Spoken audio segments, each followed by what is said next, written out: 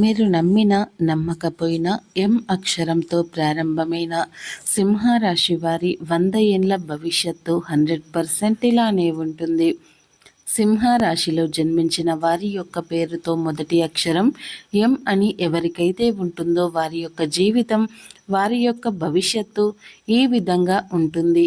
అయితే ఎం అనే అక్షరంతో పేరు మొదలైన సింహరాశి జాతకుల యొక్క జీవితం ఏ విధంగా సాగుతుంది, వారి యొక్క మనస్తత్వం ఏ విధంగా ఉంటుంది అనే విషయాలను ఇప్పుడు మనం తెలుసుకుందాం.